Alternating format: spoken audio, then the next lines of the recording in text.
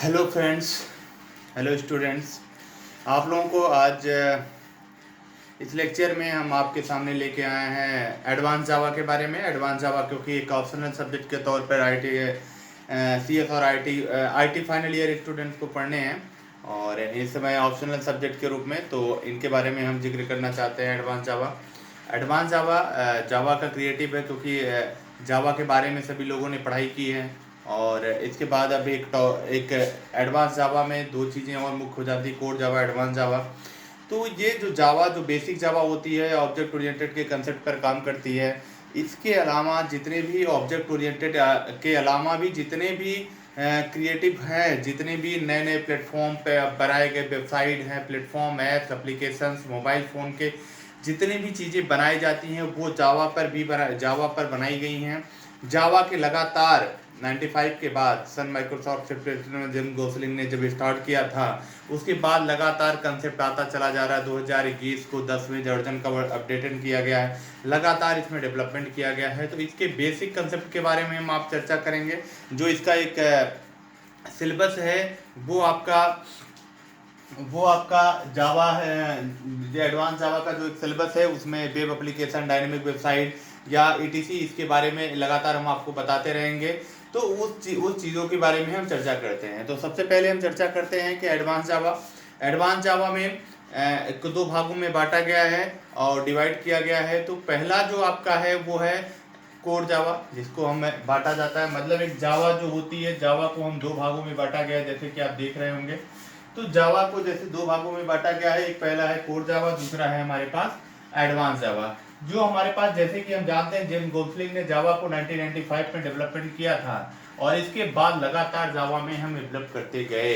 जावा का डेवलपमेंट होता गया। जावा का जो इम्प्लीमेंटेशन है कोर जावा का, जैसे बेसिक ये होती है कि जब तक हम सीधी भाषा में हम कह सकते हैं कि जब तक हमें कोर जावा या जावा के बारे में बेसिक नहीं पता, कोर जावा के बारे में हम लगातार वर्क नहीं कर सकते, तो फिर हमें एडवांस जावा समझ में नहीं आने वाली है। ये चीज़ें आप जस्ट क्लियर कर लीजिएगा कि आपको जावा, बेसिक जावा के कंसेप्ट को सारी चीज़ें क्लियर होनी चाहिए। फिर उसमें बाद कोर जावा के बारे में आपको भी जानकारी होनी चाहिए। इसके बाद आपको फिर एडवांस जावा बहुत आसानी के साथ समझ में आ जाएगी। तो हम जो कि आपको एडवांस जावा के बारे में बताने वाले हैं, तो इसमें जो कोर जावा है उसको नाम से हम क्या जानते हैं, J2SE के नाम से भी हम जानते हैं। और इस चीज को, और इसके बाद जो होता है एडवांस जावा को हम JEE के नाम से जानते हैं। ठीक है, तो रीजन इसका क्या है कि हम इसको कह सकते हैं JSE के नाम से हम इसको जानते हैं और उसको हम जानते हैं JEE के नाम से, एडवांस जावा को। तो जिसमें कि जावा, इसका फुल फॉर्म होता है जावा स्टैंडर्ड एडिशन। इसका फुल फॉर्म होता है जावा स्टैंडर्ड एडिशन। और इसका क्या नाम होता है जी का? एडवांस का जो होता है जाम, उसमें होता है जावा एंटरप्राइज एडिशन।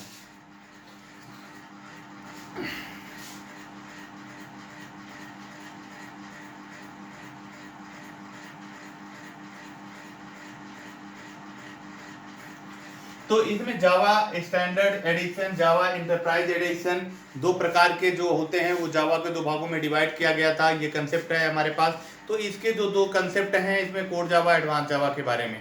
तो सबसे पहले हम कोर जावा के बारे में डिस्कशन करते हैं, फिर हम एडवांस जावा के बारे में। बेसिक हम कोर जावा के बारे में आपको थोड़ा बता देते हैं कि जावा, जो कोर जावा होता है, कवर्स ऑफ द फंडामेंटल, जो आपका मेन पार्ट बोला जाता है। जैसे आपका कोर जावा को, तो कोर जावा की डिफिनेशन जो होती है, कह सकते हैं कि core Java is a part of cover the fundamental, जैसे फंडामेंटल एटीसी मतलब data types, functions, operator, loops, thread, execution मतलब expression handling, etc of the Java programming in the language. मतलब कि हम कह सकते हैं कि ये जावा कोर का, जो कोर जावा है, इसका जो एक कवरिंग, फंडामेंटल कवरिंग है, वो आपका वो डाटा टाइप, फंक्शंस है, ऑपरेटर, लूप्स, थ्रेड और इसके बाद एक्सप्रेशन हैंडलिंग, इन सारी चीज़ों को ये जावा प्रोग्रामिंग के लैंग्वेज में यूज किया जाता है।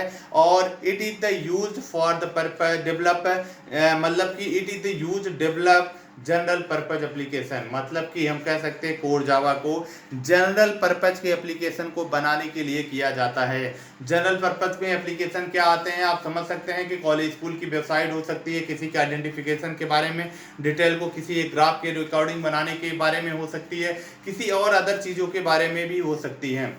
तो इन चीज़ों के बारे में किसी की इंट्रोडक्शन बेसिक परफॉर्मा तैयार करना हो तो वो हम एक किसी भी लैंग्वेज के अकॉर्डिंग हम इसको तैयार करते हो तो वो हमारा एक कोर जावा के अंतर्गत बनाया जाता है।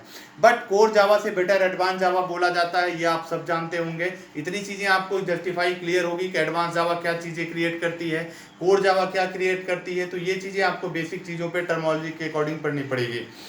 तो हम कोर जावा को ज़्यादा इम्प्लीमेंट नहीं करेंगे, बट हम जहाँ जहाँ जरूरत पड़ेगी हम उस पर कोर जावा या उन सारी चीज़ों को हम आसानी के साथ इंप्लीमेंट करते हुए आपको डिफरेंट समझाते जाएंगे। बट अभी जो हम आपको बताएं वो सीधा सीधा बात है कि कोर जावा का जो फंडामेंटल कवरिंग होती है उसमें फंक्शंस होते हैं आपके, डाटा टाइप, ऑपरेटर, लूप्स और थ्रेड, और इसके बाद एक्सप्रेशन हैंडलिंग एटीसी लैंग्वेज आपकी प्रोग्रामिंग लैंग्वेज होती है जिसको हम जनरल पर्पज के एप्लीकेशन को डेवलप करने के लिए यूज़ करते हैं। दूसरी चीज़ें आप चल सकते हैं कि हम एडवांस जावा पे, जैसे कि ये हो गया हमारा ये जो होता है कोर जावा हो गया, J2SE के नाम से जाना जाता है। एडवांस जावा जो आपका हो जाए, जो एडवांस जावा जो आपका है वो हमारा JEE के नाम से जाना जाता है, जावा एंटरप्राइज एडिशन। तो इनके अकॉर्डिंग जब हमारे पास काम करना होता है तो अब हम चलते हैं कि एडवांस जावा के बारे में। तो एडवांस जावा का स्टैंडर्ड कंसेप्ट क्या होता है, तो इसका जो कवरिंग फेज होता है, जो cover for the standard concept होता है, हम कह सकते हैं ना ये जो हमारे पास क्या था, स्टैंडर्ड एडिशन के अकॉर्डिंग काम करता था ना हमारा core Java. But advance Java cover the standard concept such as the database, connectivity, networking and servlets and web service etc.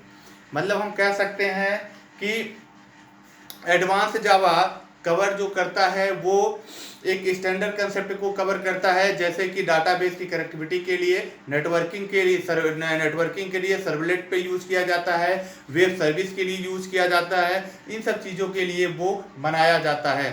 तो और it is the advance technology, it is the advance technology और and advance version of the Java specific design development web based of enterprises applications.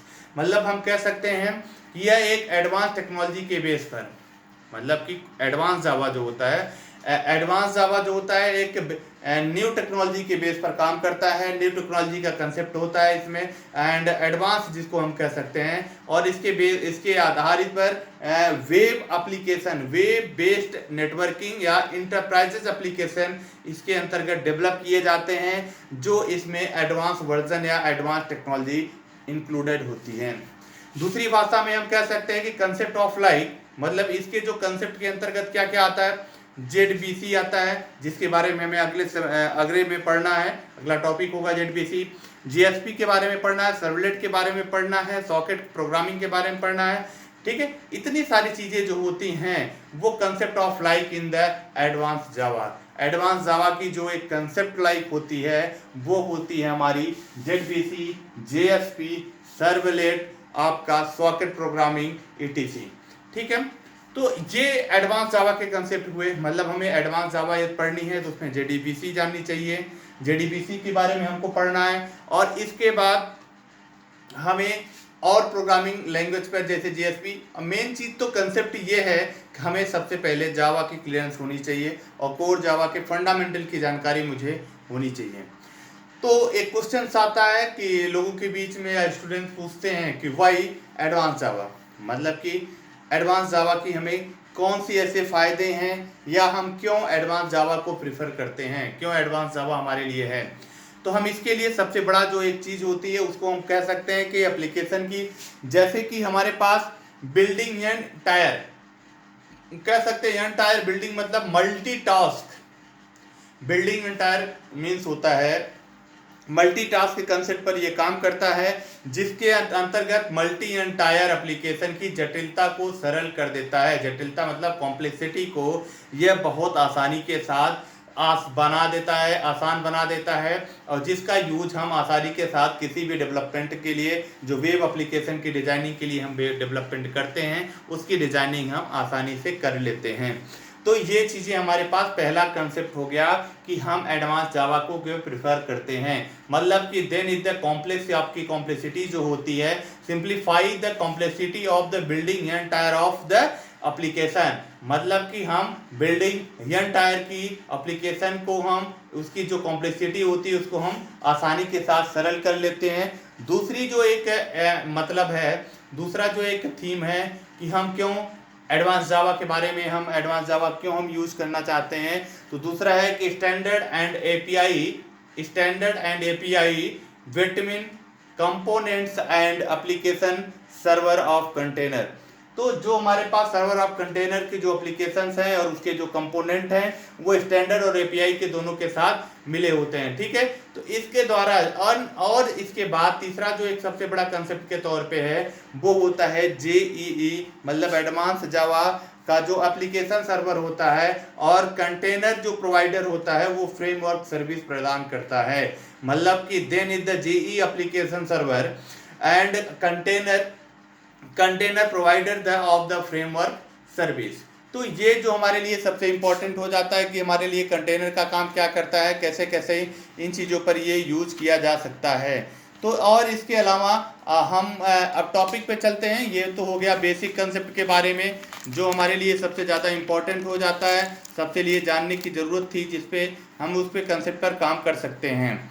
और इसके अलावा अब आगे की जो हमारे पास से आगे की जो टॉपिक है वो है आपके सिलेबस के अकॉर्डिंग आपका वेब एप्लीकेशन। वेब एप्लीकेशन के बारे में तो आप परिचित होंगे क्योंकि आप जावा जब पढ़ रहे होंगे तो उसमें वेब एप्लीकेशन के बारे में बताया गया होगा। वेब एप्लीकेशन क्या होता है, वेब एप्लीकेशन के बारे में किया जाता है, वेब एप्लीकेशन की डिफिनीशन क्या होती है, वेब एप्लीकेशन के बारे में हम क्या क्या चीज़ें सीखते हैं, उसकी ज़रूरत कहाँ पड़ती है, वो सब चीज़ें आपको बताया गया होगा।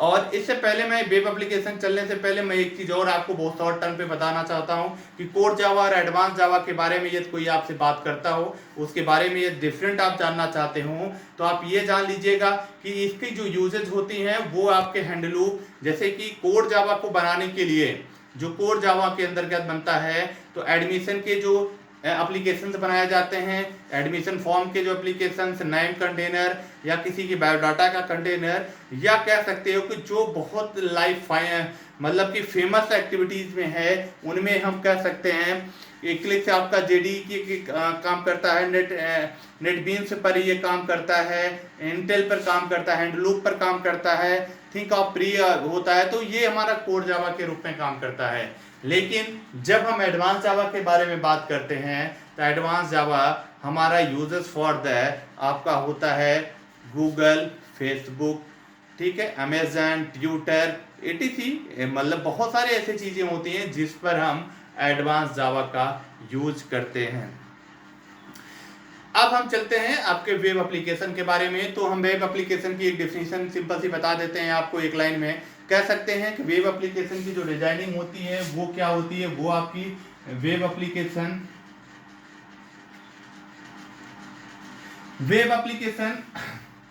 वो एप्लीकेशन होता है या एक एप्लीकेशन जो सर्वर साइट पर चलता हो, वह एप्लीकेशन जो सर्वर साइट पर चलता हो और वह डायनेमिक पेज को क्रिएट करता हो।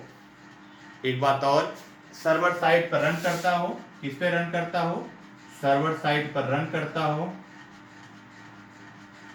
मतलब रनेबल होता हो, सर्वर साइट पे रनेबल प्रोसेस पे होता है और डायनेमिक पेज को क्रिएट करता हो, मतलब कि डायनेमिक पेज को क्रिएट करता हो। तो ये हमारा दोनों जो चीज़ें जिसमें होती हैं वो हमारा होता है वेब एप्लीकेशन। मतलब आपका फर्स्ट टॉपिक है जो आपका सर्वर साइड प्लेटफॉर्म के अंतर्गत उनमें वेब एप्लीकेशन के बारे में पूछा गया है। तो वेब एप्लीकेशन के बारे में आप एक सिंपल सी डिफिनीशन जो आपको मैंने बताया उसमें होता है सर्वर साइड पर वो रन करता हो या चलता हो और वह डायनेमिक पेज को क्रिएट करता है, उसकी जो होती है वो हमारी वेब एप्लीकेशन कहलाता है। तो ये सिंपल भाषा में एक डिफिनीशन है उसकी वेब एप्लीकेशन की। वेब एप्लीकेशन में सर्वर साइड का रनेबल प्रोसेस होता है और आपका डायनेमिक पेज को क्रिएटिव होती है। तो ये हमारा डायनेमिक पेज को वेब एप्लीकेशन को क्रिएट करता है। वर्तमान में जो मौजूदा हालत में जो चीज़ें चल रही हैं उनमें जो हमारा वेब एप्लीकेशन पे बनाया जाता है वो सर्वलेट है, JSP है, स्प्रिंग है, आपका सॉकेट एप्लीकेशंस हैं और इसके बाद हाइपर टेक्स्ट है, JSSP है। ऐसे आप टेक्नोलॉजी की सहायता से हम एप्लीकेशन को डेवलप कर रहे हैं। मतलब हम कह सकते हैं कि सर्वलेट के माध्यम से, JSP के माध्यम से, ZBC के माध्यम से, मतलब कि जितनी चीज़ें आती हैं उसकी सहायता से हम वेब एप्लीकेशन को डिज़ाइन बेहतर तरीके से कर रहे हैं। तो हम आपको इतनी चीज़ें आपको पता होनी चाहिए कि जो भी चीज़ें होती हैं वो हमारे लिए क्या सबसे ज़्यादा